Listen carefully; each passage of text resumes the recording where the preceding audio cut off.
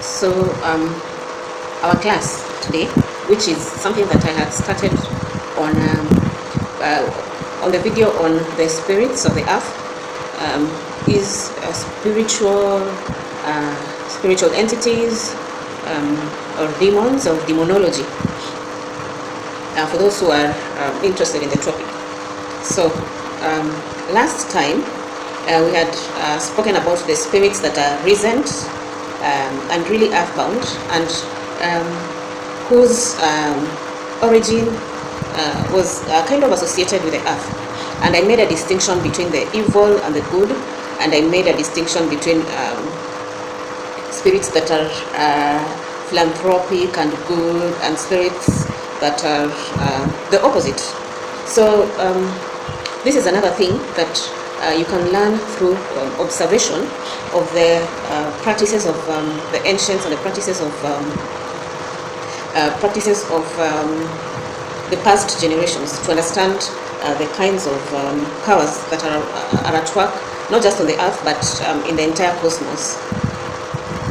The earth is not the only place which is inhabited by spirits, because remember, everything came from that one creative power, the source of everything, the power that is above every power, also called God or the spirits.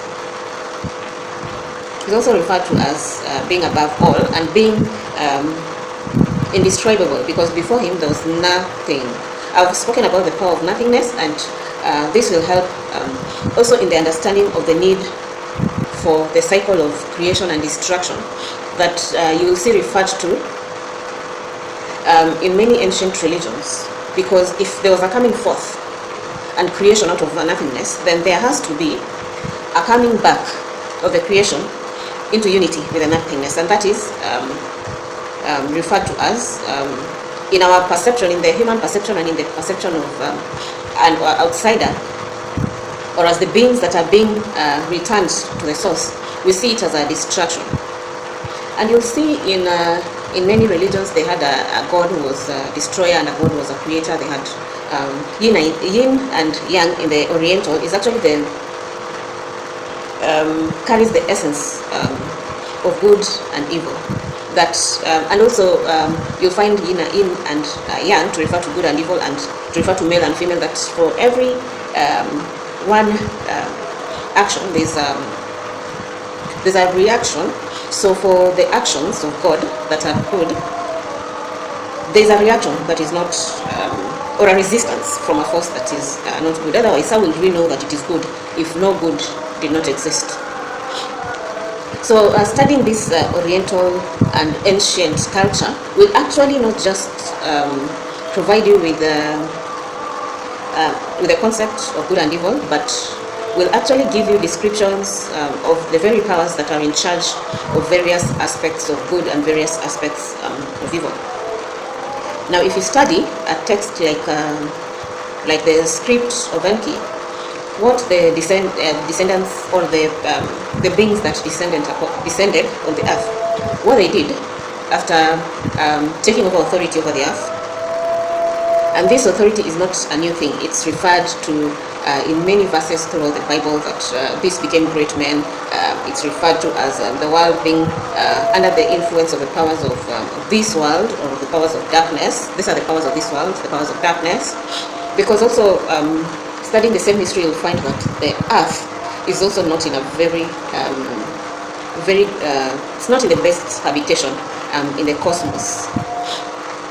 So you'll find that in these ancient concepts of spirituality, you'll find, for example, in the Indian culture, every god comes with a spouse, and you'll find that the attributes given to one spouse are completely differ or opposite of what the attributes are being given to the god.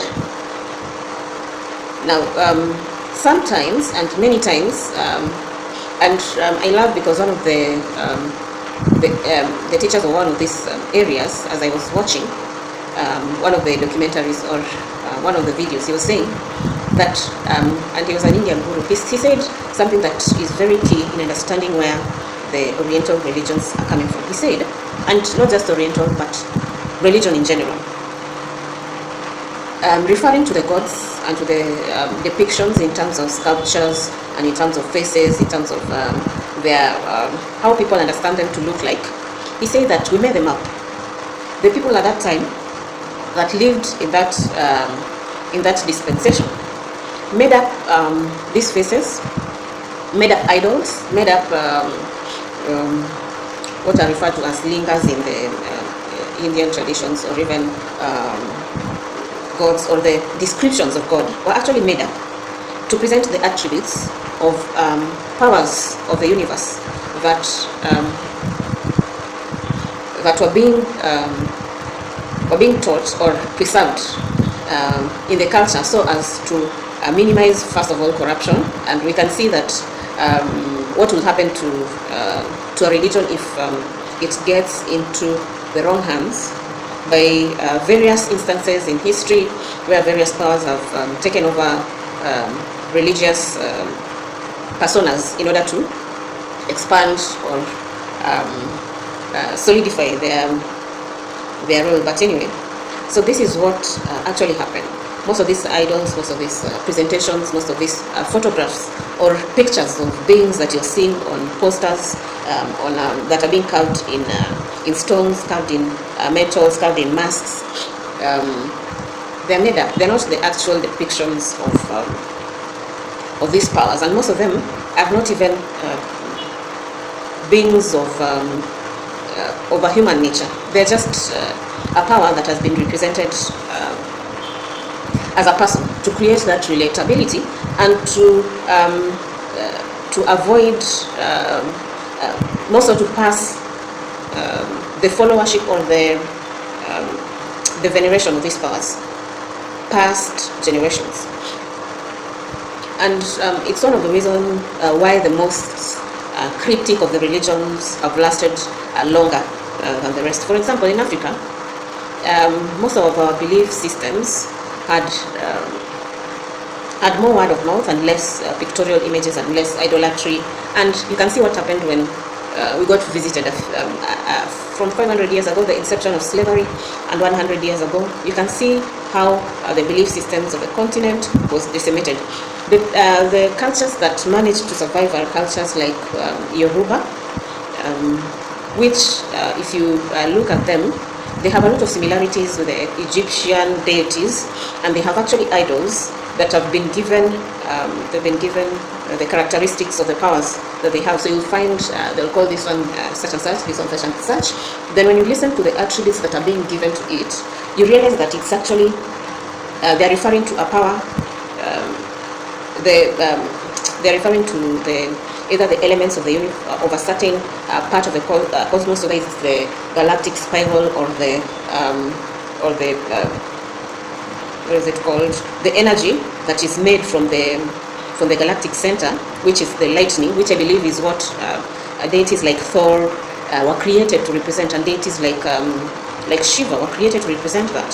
Because if you look at a deity like these kinds of deities, look at the attributes. First of all, in the center of the galaxy, you see their numbers is referring to the galactic scientific facts like the rotation of the galactic sheets and the rhythm of destruction and reconstruction that all living or the entire universe goes through. Because, like I said, if there's a source that showed forth, revealed everything, by nothingness becoming something and everything, then one day everything that became should also be able to remember the nothingness that it came from. So this is the function of the power of destruction that is upon the earth. It's a power that, in my opinion, is not should not be looked at as a negative thing, but as a point of transformation. Remember, energy cannot be destroyed, so you're just being transformed from one form of energy to the next.